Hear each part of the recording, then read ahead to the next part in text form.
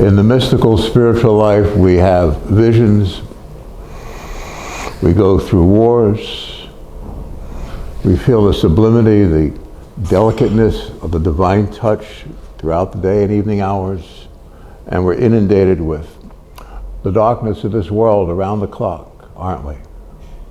Every spiritual being that ever lived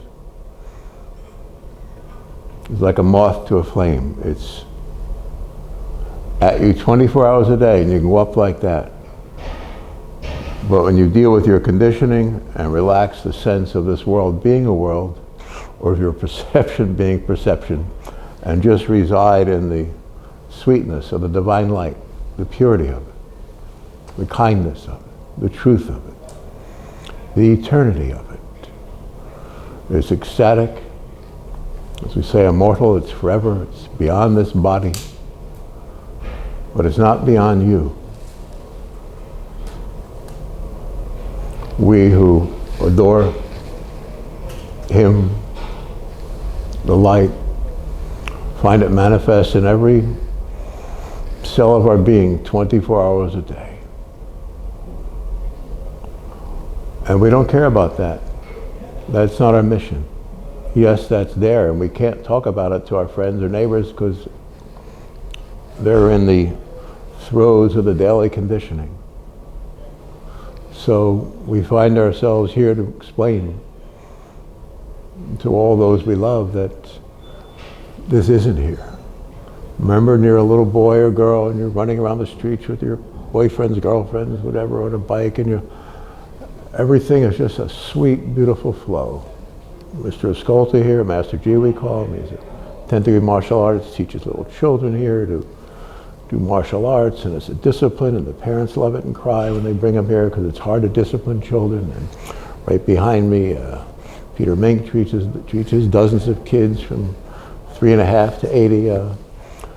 And it's a discipline, martial arts, in that area when the teacher is that way. And my buddy Carlos here, a black belt, he's completely at one with God. He understands these words. I'm simply saying, find a way to discipline yourself, not necessarily martial arts, but meditation, spirituality, some way to let go of the conditioning of our life and get back to that place when we were a child on a bike.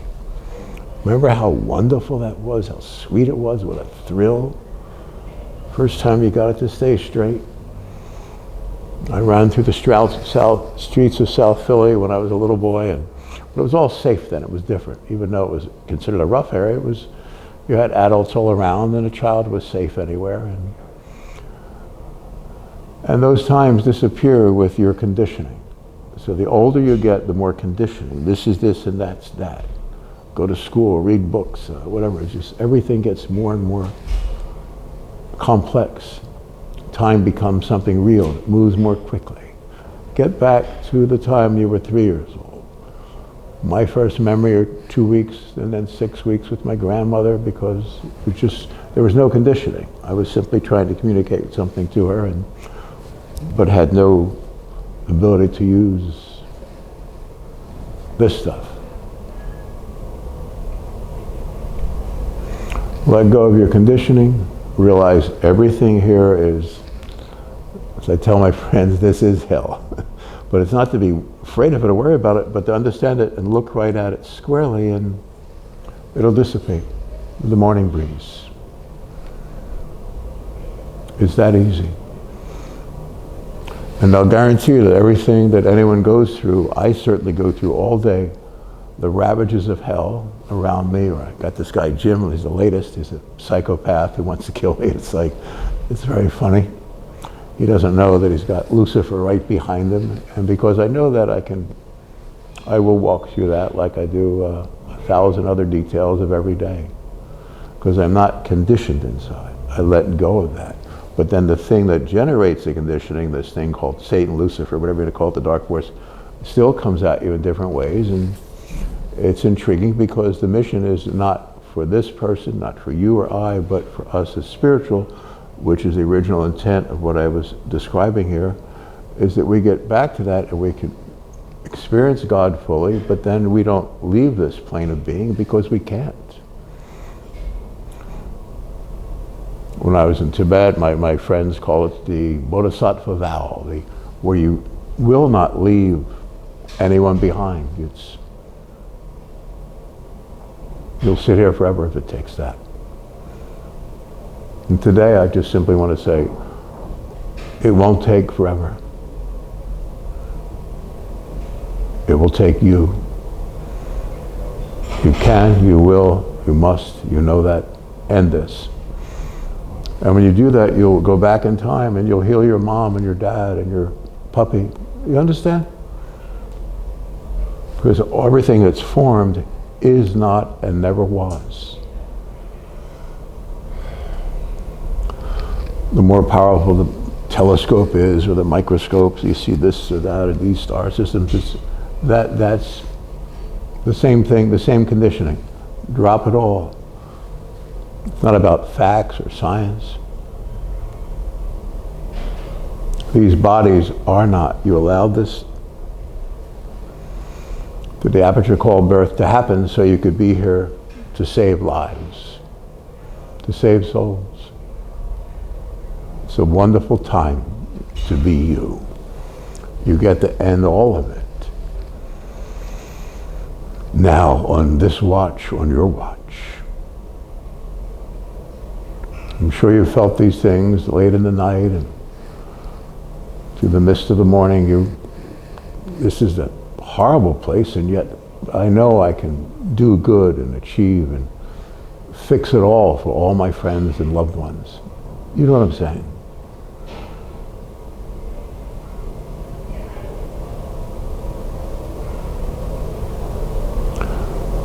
You are a beautiful soul, a kind one, a decent one. God knows how intelligent you are.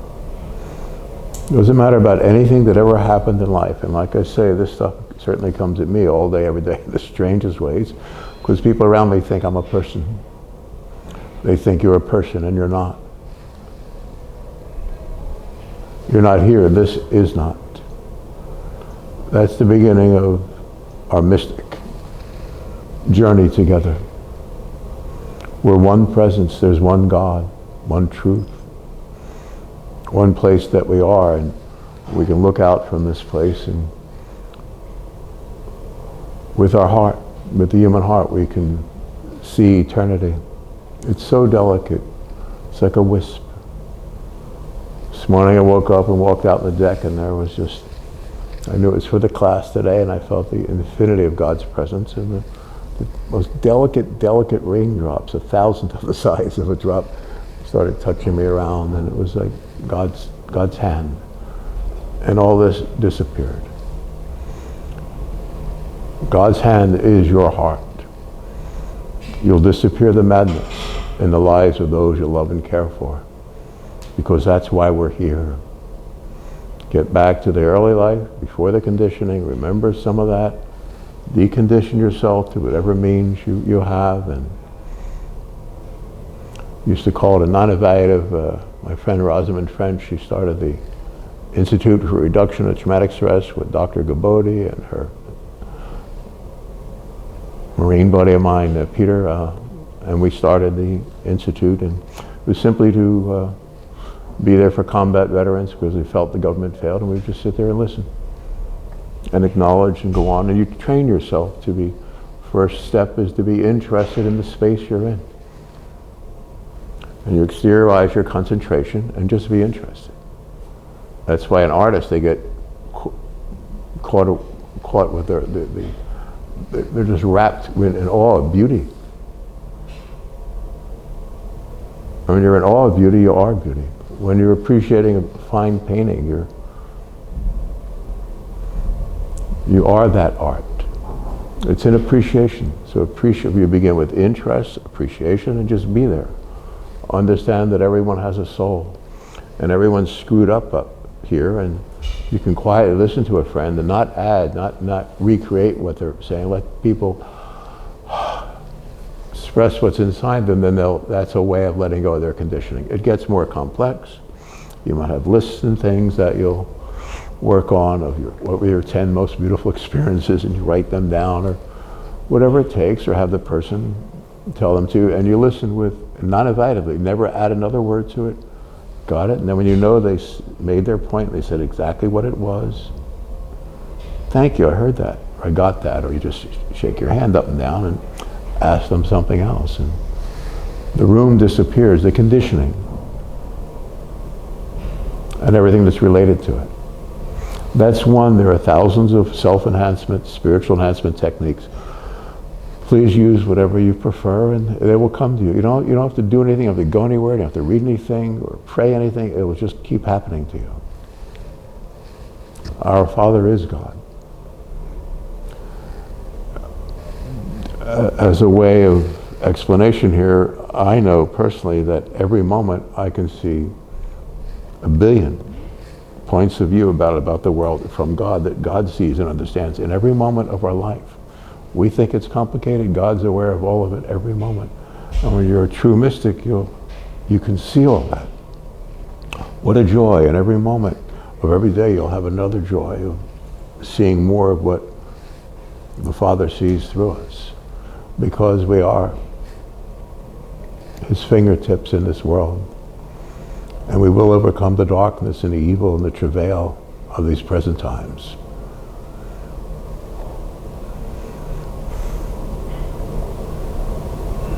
That's guaranteed. There's nothing wrong with you. Understand the trickster, Alan Watts used to call it the trickster, all these little dark things.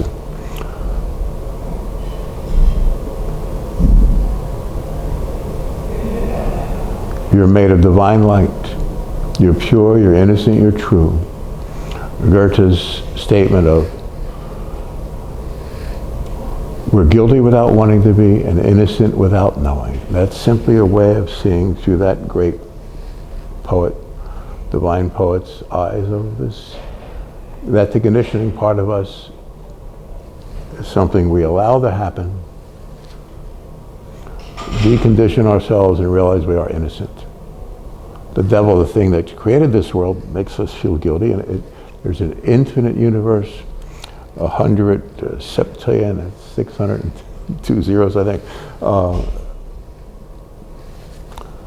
There's so much more to existence than this one little world, but that's the universe, and this is less than a subatomic particle, this world system. When you feel, as I feel now and can see forever, this world is nothing. The conditioning of it's not solid. There are no nouns or pronouns. There are no adverbs. There's no time or place or thing. That's why I call the book that Susan George put together this beautiful, beautiful work of art that it closes all the meaning of this time. I called it After Time. That's from Revelation 10. That they talked about the end times, and that there be time no longer. Time. That there be time no longer. That the mystery of God should be finished. In other words, this has to end. When I spent time in the Orient, different places, it was, I know with the Tibetan buddies, and it was, we'd meet each other, and it wasn't like we weren't looking for Shangri-La in the mountains. We were all in the Pure Land then. Do you understand? There's a world beyond the world where you're happy, where you're free, where you are forever. And my friends, and we're all bringing that a little closer to home here, a little closer every day. You'll gain wisdom and understanding every moment of every day. Isn't that wonderful? Aren't you wonderful? You are a work of divine art. And the more you let go of your conditioning and see this, the more thrilling and exciting life is. My friend Carlos here, he's a great black belt, but he's just a beautiful, beautiful man that is closer to God than the mountaintops. And when you meet a friend like that and you can see God in their eyes, then life's worth it. And we all go through stuff that we don't want to go through, don't we?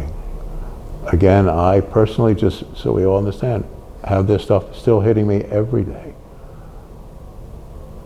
And yet I'm aware of the sublimity of God's confidence in this mission every second.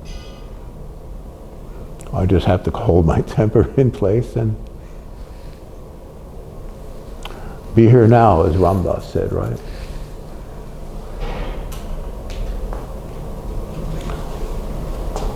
You are the most wonderful soul the world has ever known. You're here at the end times to fold up the whole thing. It's no more than a bad dream. And the dark force hits you with inescapably creepy ideas and impressions and thoughts and circumstances. And if you're very quiet,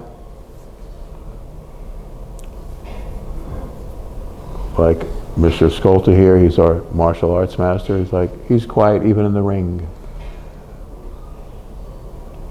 There's a way to be quiet. There's a way to be you. Seek and you shall find, he said, but just simply know that there's nothing wrong with you. Let go of the conditioning process somehow. And these ways and means will come to you at the right time all of your life forever. And you'll unravel the mystery. And not because you want to be free, but because you want to free your loved one, don't you?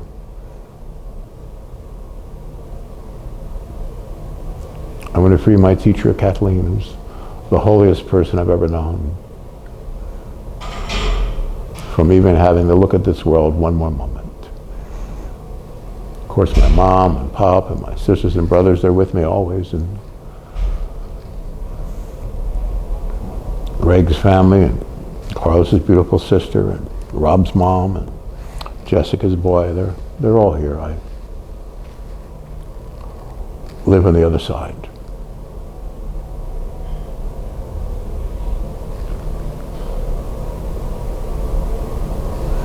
You're a holy personage. You're a high roller in a low rent neighborhood. You understand? You have a lot of class and dignity and purity and beauty and kindness and strength and decency and intelligence and awareness. God knows. And this force called Lucifer, Satan, that owns the world, look at the SOB in the eyes and it's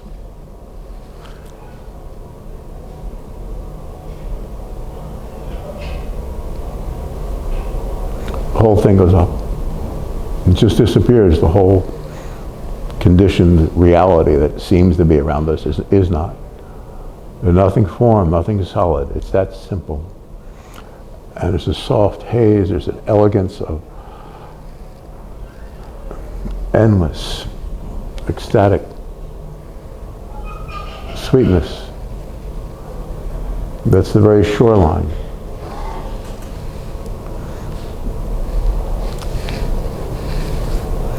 At the same time,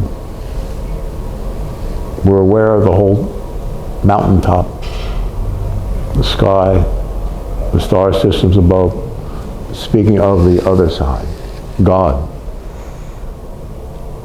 There are hundreds of trillions of sun-like beings that are all souls that are individuals and yet are not individuals. We're all one thing in